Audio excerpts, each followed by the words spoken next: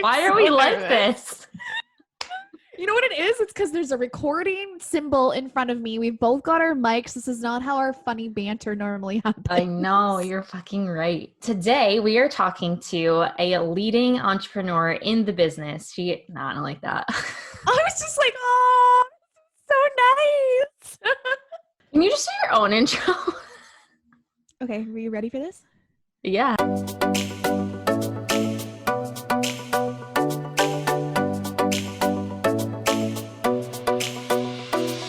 Welcome to the Brand Theory Podcast, the podcast for helping you uncover your passion, realize your purpose, and take the aligned action.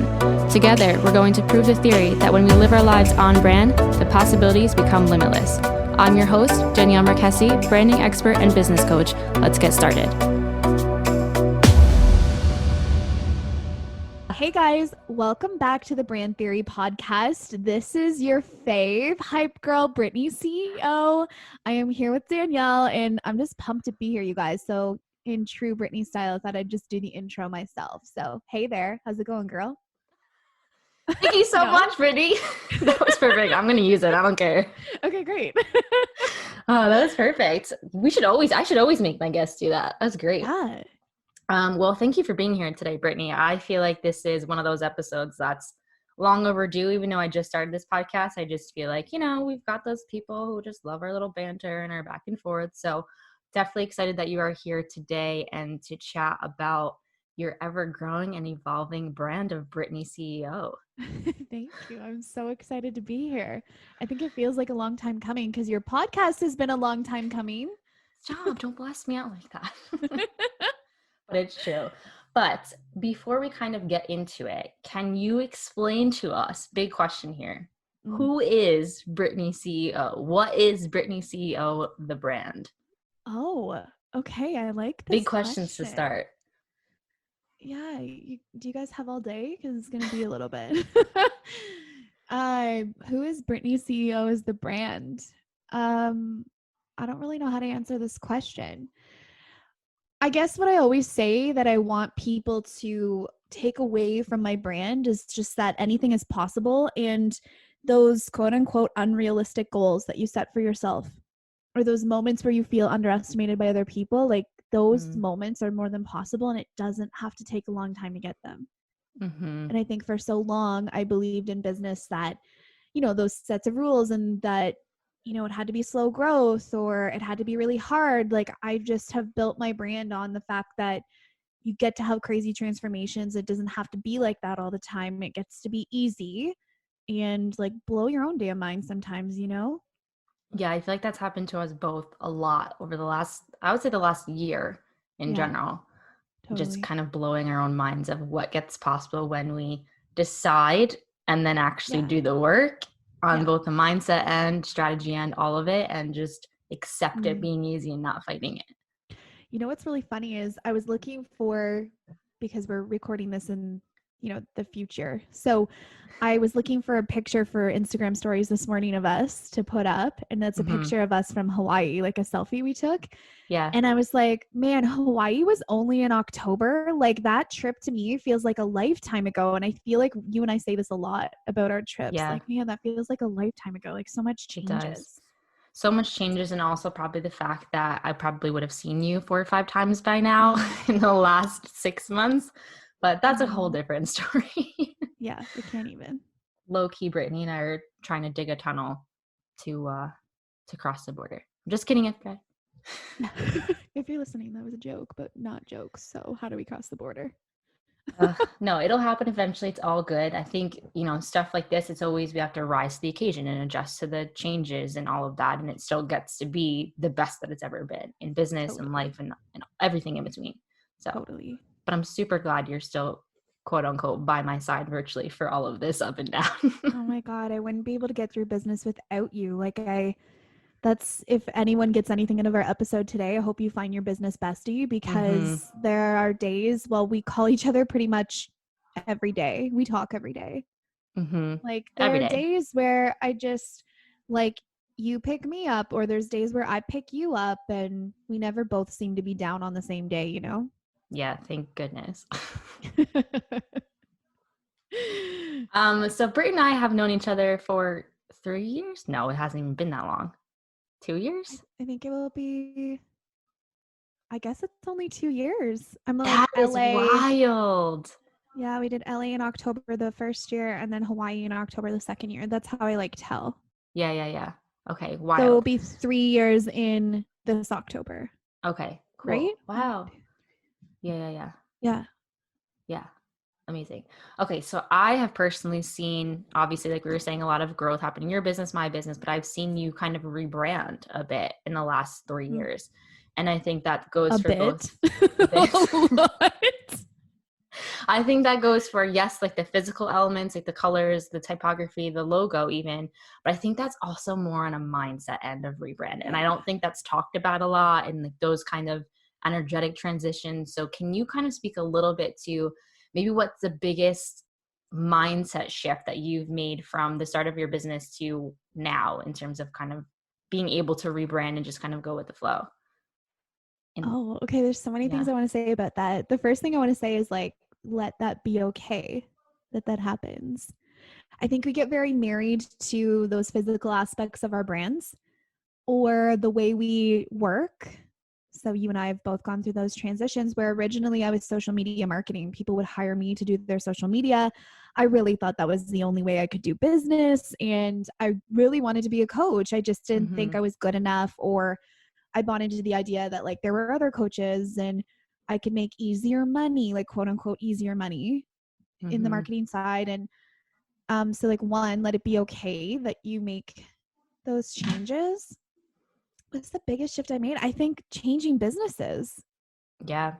And on the surface, my audience wouldn't even really realize that I did that. Oh, yeah.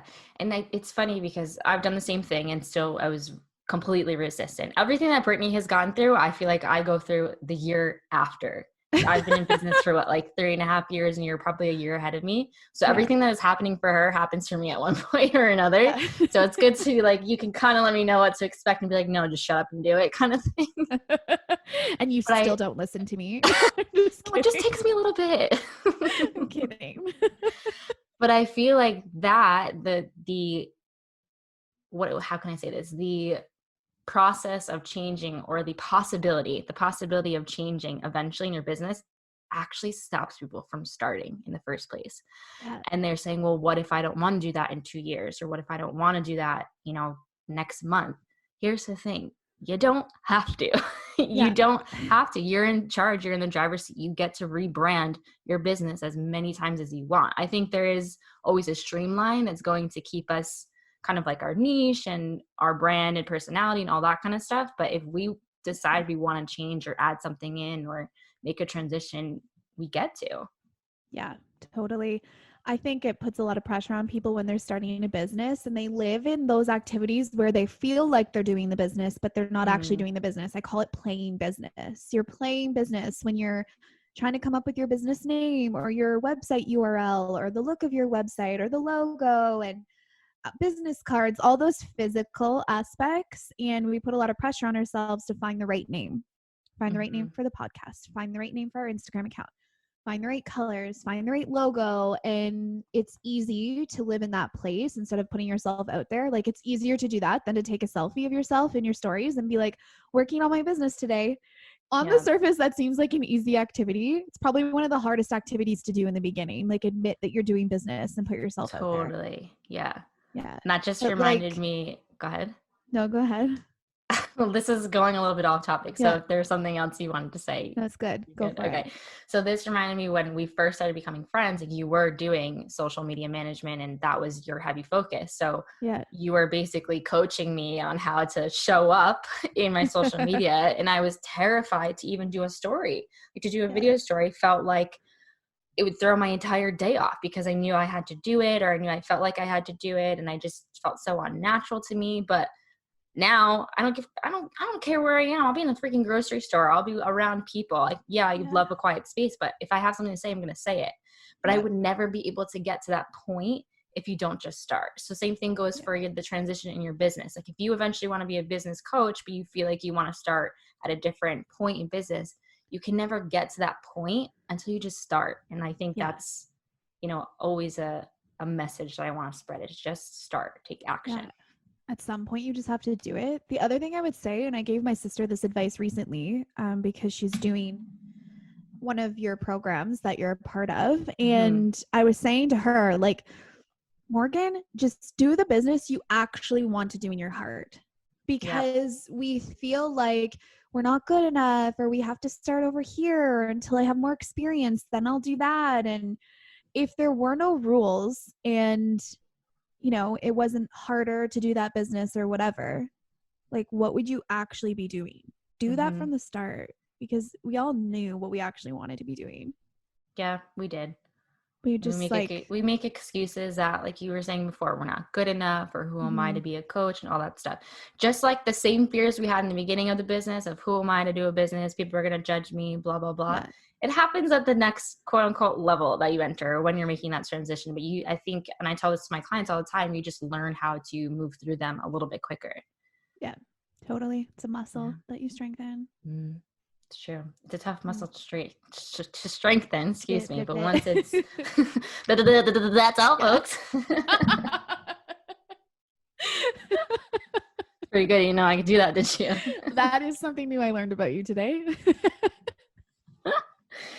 Okay. Can you remember a particular time, and we were kind of talking about this before with just starting the business with what you want to do that's in your heart, but that you were feeling completely off brand, whether that's in your lifestyle, in your business, like you were holding yourself back in some way, and how did you navigate that to find your inner truth again? Yeah. Good Big question. questions on this one. Wow. You did you think about these ahead of time? These are like good. I did write these out during my morning practice. Yeah, for sure. Yeah, I didn't do my morning practice this morning. Okay. Kelly's listening. She's gonna be like, what are you doing? So I actually just got off one of my mastermind calls, and I was talking to my girls about this energy of letting yourself off the hook is what that really feels like to me, or settling. And I do this all the time still. Like, I still don't do the on-brand decisions sometimes, or slip back into my old habits like really quickly. So I just filled a new program. It's called the CEO Method. And it's for more entry-level business. And this program, I always just let it land in my lap.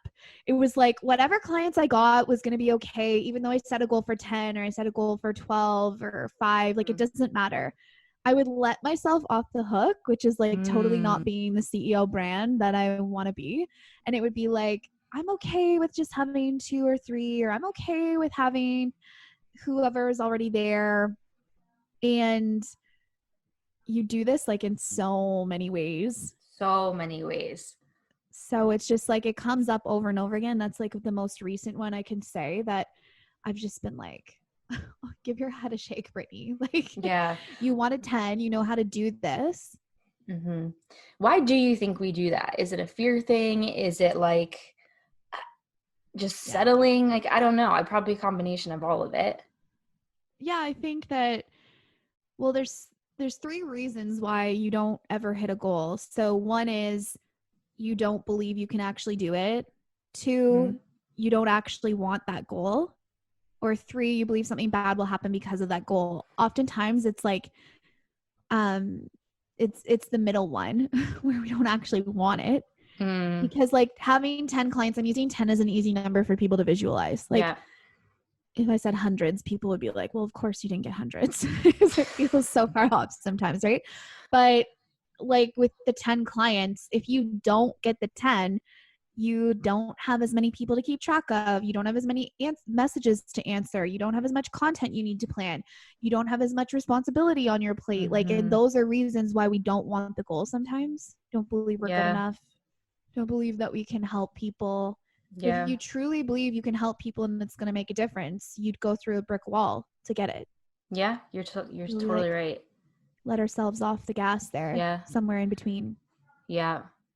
Do you feel like, and I feel like I have personally done this, and I've seen a couple of my clients do this, that when a launch doesn't pan out, or we don't get the number of clients, or we get no clients for something, do you ever feel like it could possibly be because we didn't actually want to do that program, and we're kind of just putting it out there because we think it works for somebody else, so why wouldn't it work for me?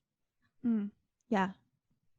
Yeah. And we all have these like deep-seated beliefs that we're going to fail. So what you focus on, you get every single time. So if you're like in the energy of throwing out this program just to see what it's going to do, or tiptoeing in the energy, like I'll just see what happens here.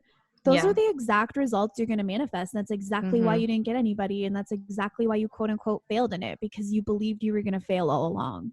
Yeah, totally. I remember when I first transitioned into coaching, it did happen fairly quickly, but there were a couple times in the beginning where somebody would say yes and then something would fall through. I remember calling you like hysterically crying when that happened the very first time. But I had to like really trust that I was ready for this, and that I do have the skill level for this, that people are in great hands with me, that I have the solution to their client problems and their pain points, and I can help them with this transition. But I didn't believe it when I first put out the programs. There was some part of me that didn't believe it, no matter how much I was saying it. And that clearly was manifesting these people just kind of falling through. You know, in grand scheme of things, it's a blessing in disguise. They probably weren't the right fit for me, all those things. But at the same time, it really forced me into doing the work around believing that I was worthy enough. Yeah. And you guys, it doesn't have to be 100% belief either. Like it's just 51% belief. You just have to tip the scales a little bit. And at the beginning, it's so hard because we feel like we always have those seeds of doubt in the back of our mind, and we're like constantly battling them, but it's just 51%. So even if you could just believe in yourself 10% more right now, where would that lead you instead? I'm not asking for like the full 100, you know? Yeah. And I think it just also goes back to anything new is scary, and any kind of change, any kind of big change that has a potential to change your business, change your life, change your financial status, all of that is terrifying. But it's only terrifying for how long we let it be, until we decide that it's not. That's how it feels every time you up level. Yeah. And all those times where you're like, oh yeah, when you're tired for a week and you're, going through all those energetic shifts, that's also up leveling in itself. Yeah. I always say to my clients, it's a good thing when you're feeling that, when like they come to me and they're like, I don't know what to do, and I feel like this and blah, blah, blah. I'm like, yes, because your up level is on the other side of this. Like, yeah, totally. Celebrate it. Yeah. So in the theme of being on brand, I feel like we both have schedules that we kind of stick to that works for us. So on brand, quote unquote, schedules. But I feel like it's a lot looser now. Maybe more for me than you. But I feel like there were definitely days where you and I were both working like 14, 15, 16 hours a day. But it's so hard. I feel like we've had this conversation before, and it's so hard to say, don't do that and avoid the burnout and all of that. But do you feel like you had to go through that phase in order to appreciate where you are now? You know what it is? I don't feel like I had to do it to appreciate it. I feel like here's the difference. We were willing to do that. We were willing to work that hard in the beginning, and then there gets to a certain point where you understand that what got you to that point isn't going to get you to the next point. And that's where you really flip into the trusting and the mindset and the feminine work and the flow and the ease. But you can get to your business to a certain point by hustling and pushing, but then there's a certain point where that doesn't work anymore. And I think the difference between successful people and not successful people is that the successful people were willing to do that. Not that it's required, just that we were willing to do whatever it took to get there. Very different energy than when clients ask me, well, how much time should I put into it? And how long should that take? And well, what do you do all day long? Like, no, that's not actually the thing. That's not the question you should be asking. Yeah. Yeah, that's very true. That was very, very wise statement. Thank you. I know. You're welcome. You can pay me later. How much do you charge for wisdom statements? Oh my God. So you are extremely successful. Let's not beat around the bush here. You really created an amazing lifestyle and business for yourself. Was there ever a time where you didn't think that you would get to this point you are now? Yes. Like every single day. You guys, I call Danielle. I'm like, so-and-so canceled. This is it. Like, it's all going to fall apart now. This is the moment where the other shoe drops. I literally did it this week, you guys. And I was like, Matt was like, what is wrong? I'm like, I think I need to talk to Danielle. You don't understand. A big client canceled. And then I do my financial numbers on Friday. We're recording this on a Friday. Mm-hmm. And I've had the best week I've ever had in business financially this week. Get out of here. That's and phenomenal. It's like, get out of here. Thanks, Jersey.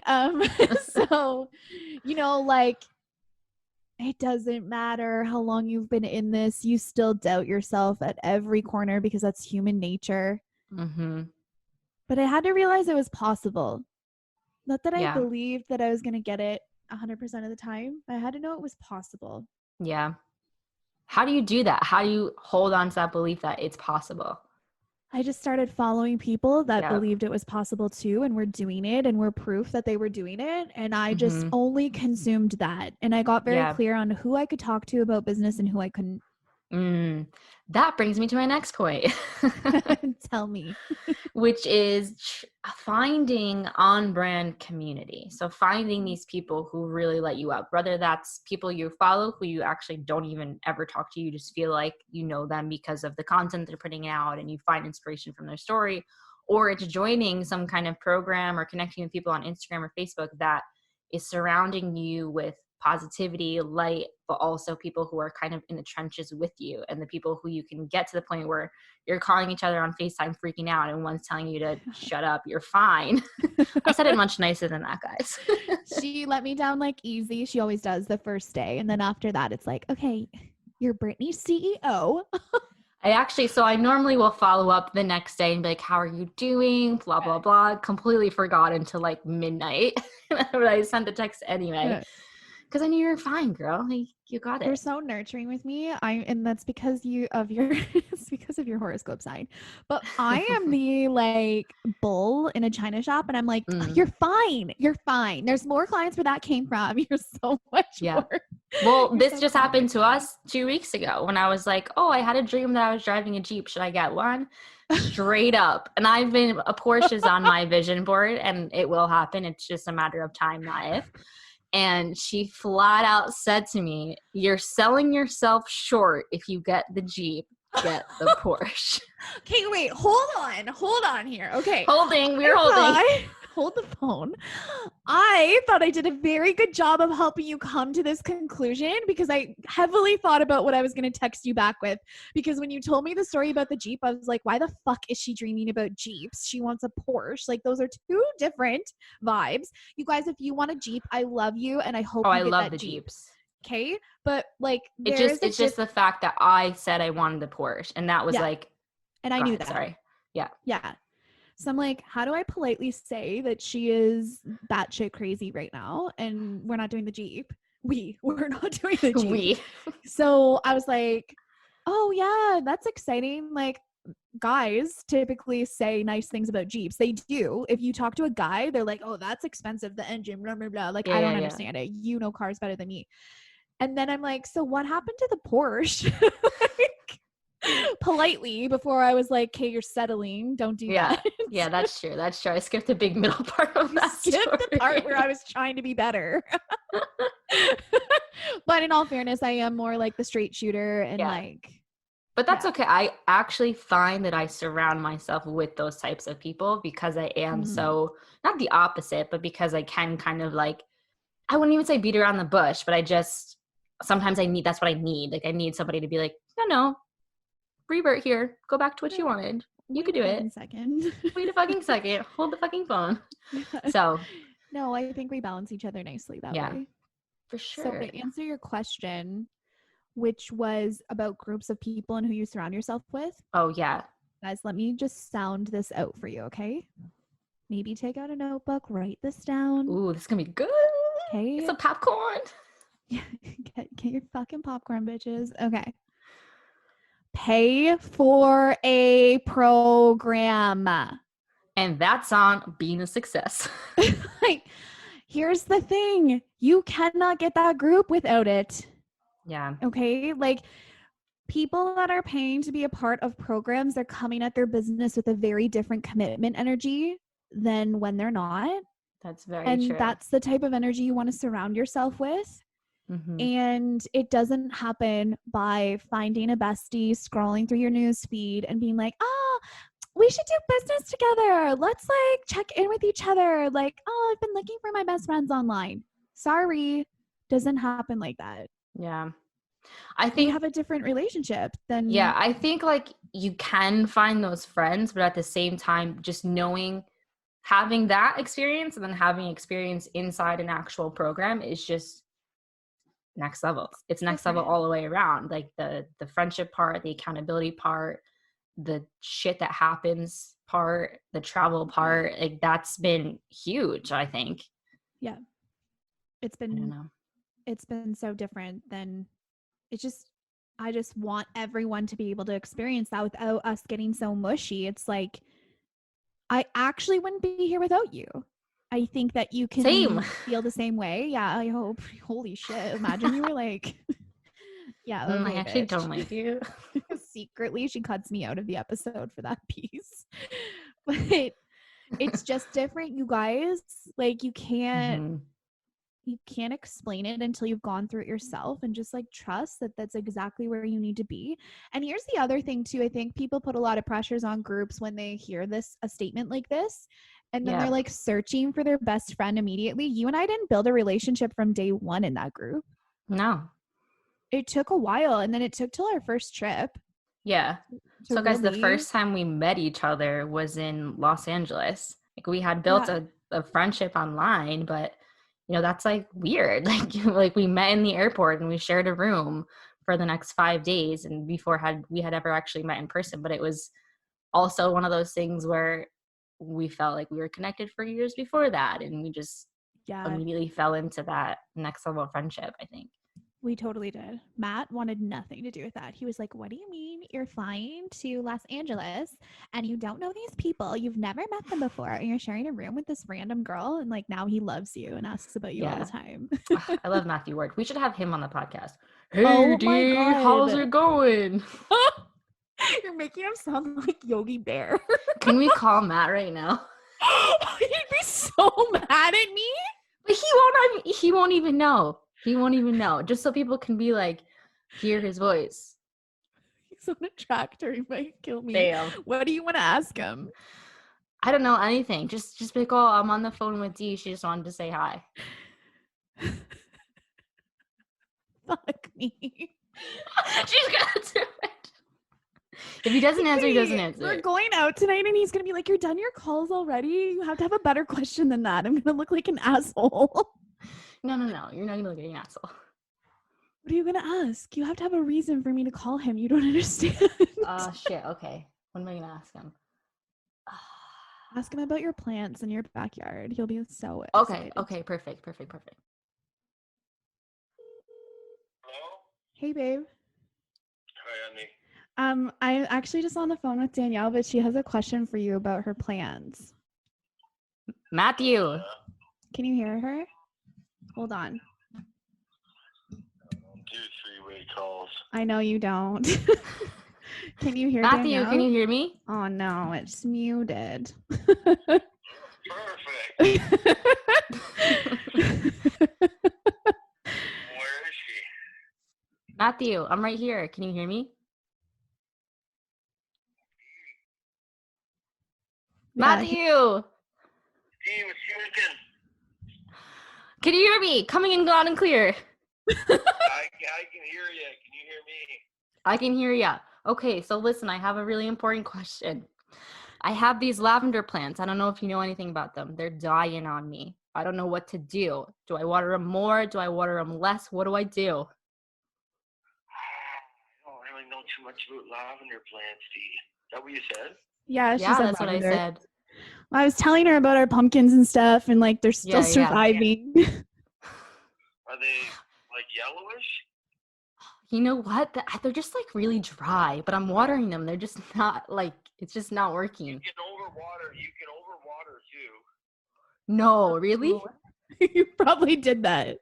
Probably killed it. But you know what? I put it in with mint plants too, and that probably wasn't good. With mint? Yeah. Overwater, so Dee. Yeah, that's probably what I did. Maybe you did that. Like, are they outside or inside? No, they're outside. Is it not hotter than fuck wherever you are? It is hotter than fuck down here. Yeah, that's for damn sure. Down there right now? Like 90 degrees, so whatever that is, and probably like 45 at least. 90s, 32 or something, isn't it? It's hotter than that. It's hot. It's hot. And it's very humid and sticky. 115 here. Yeah, it's so hot. Yeah. All right. Well, maybe it's a lost cause, but thank you, Matt. Yeah, you better. I don't know what to. It's hard to control when it's this hot, so you can overwater, but maybe it's just so hot. Yeah. Probably maybe a combination of both. Right? Yeah. Okay. Matt, I can't wait till this border opens and we can like hang out. Yeah, soon enough, right, D? Yeah. Stay safe down there. Yeah, you too. Okay. Okay, bye. Bye. Holy fuck. Okay, let me try and hook this back up. I just wanted them to hear like, hey, D. Like, I just love him. Holy shit. Anyway, what were we even talking about before that? I don't even know, but that was actually so funny. We can never tell him we did that. No. Thank God he doesn't like know how to work a podcast. I know. I don't even think he's ever listened to my podcast before. Wow. I don't know where we were, but that was so funny. You guys, okay, let me defend Matt for a second. He's a farmer and he's a sweetheart, and Danielle just thinks his voice is so funny, but he just he loves D, like nicknamed her right away. Like he's just that guy that just like we just clicked, but he like knew more about my sports, U.S. sports, and and the politics at the time than I did, and it was like, yeah, sure, Matt, whatever you say, cool. Yeah, I'm surprised he didn't ask you a political question. He like genuinely is interested. Conversation for another podcast. Poor Matt. He was giving you real tips. He was giving me real tips. But low-key, my lavender plant is really dying, and I don't know what to do about it. Like lavender? You probably don't even have lavender on your deck. Like I could barely breathe. I was trying to plant lavender so that we can make lavender lemonade like we had in Hawaii and recreate that magic, but it's not going to work out. When Matt and I get married someday, you're going to tell this, or you're going to pull up this fucking podcast episode and he's going to be like, goodbye. I'm actually not marrying you anymore. No, I'll do it after you get married so that there's no choice. Thank God. Oh my God. Oh man, that was so great. Well, we were talking about the importance of surrounding yourself with an on-brand community and people who get it. So on-brand relationships too. They don't need to understand what podcasts are or what you do, but just make sure they're supportive. Yeah. Amen. Oh man. What would you say, moving on here, is your biggest piece of advice for somebody who is either thinking about making a transition in their current business to be something more aligned, more on brand with what they're feeling right now, or somebody who's just thinking about making the business happen in general? What's my biggest piece of advice? Sorry, I'm still laughing. Yeah. Biggest piece of advice. Wow. I'm just like, didn't think it was going to take that turn. Okay. Biggest piece of advice. Like you have to shake the rules. Like, so really journaling, like if there were no rules, if nothing was wrong, if no one would have any opinions about what I was going to do, what would you actually do? And just start one foot at a time. A baby learns how to walk one step at a time. You build your business, your brand one step at a time.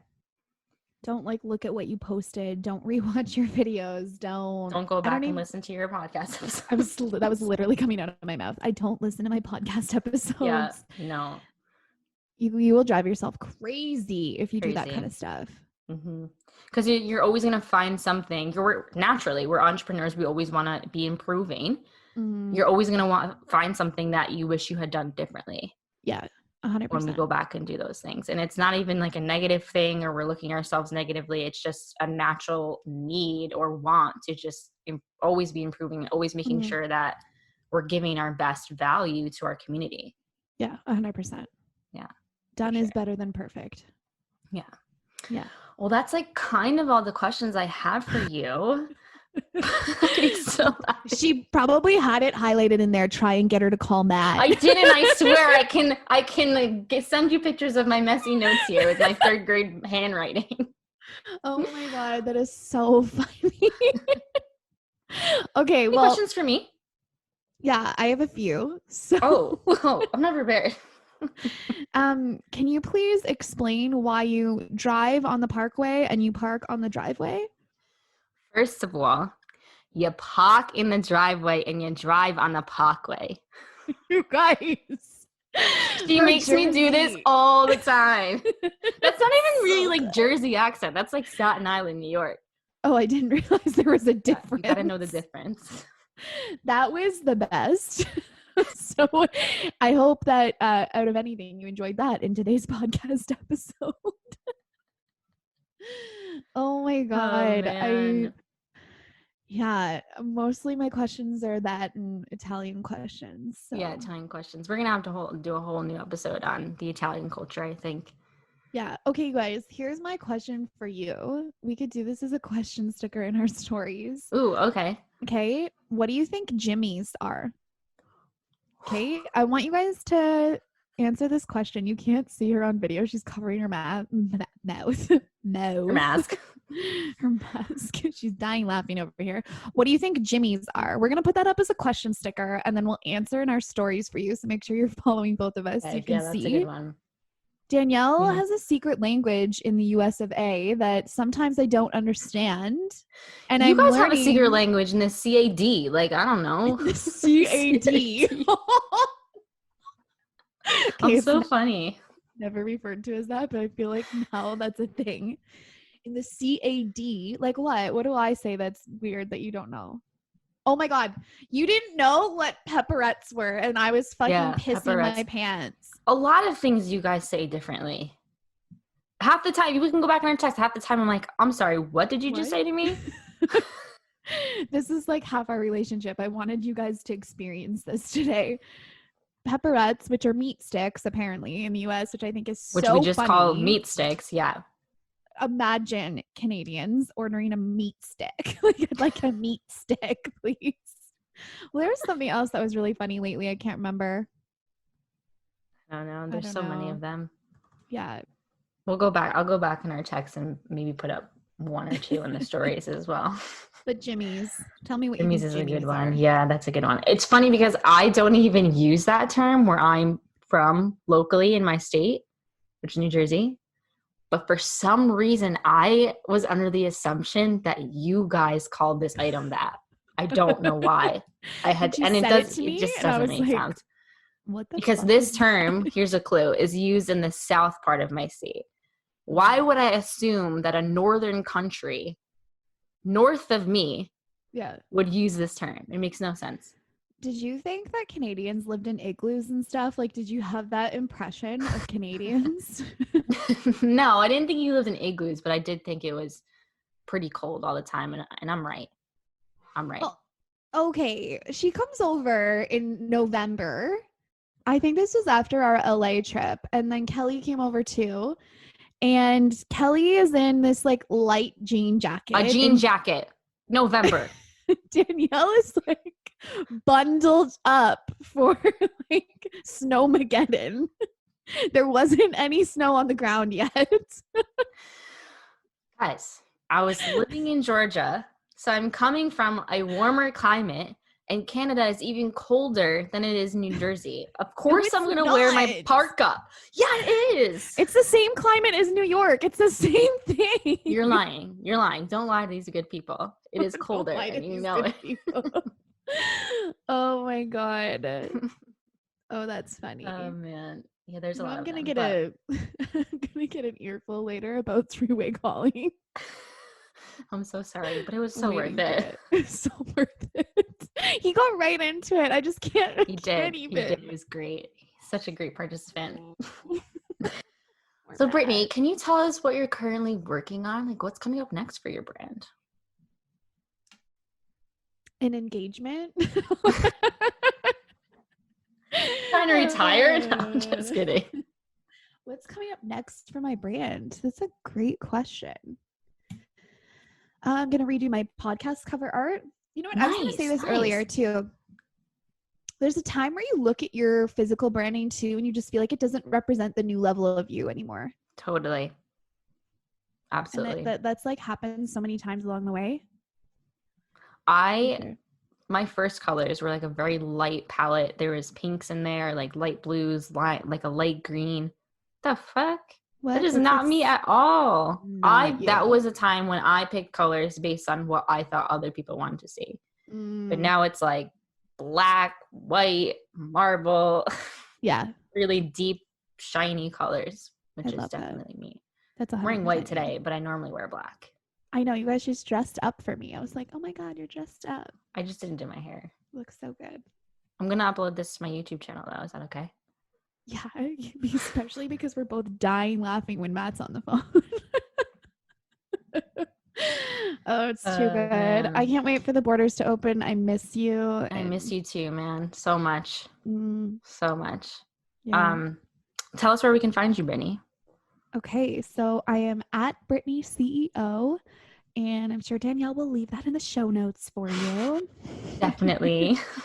Come hang out with me on Insta, and thank you so much for having me here today, you guys. Oh, thank you so much for being here. This was such a good time. I can't wait till we can actually record an episode in person. That'll be a time and a half because it will be a time and a half for sure. Yeah. All right, girlfriend. Thank you so much for being here, and we will talk to you soon. Thank you.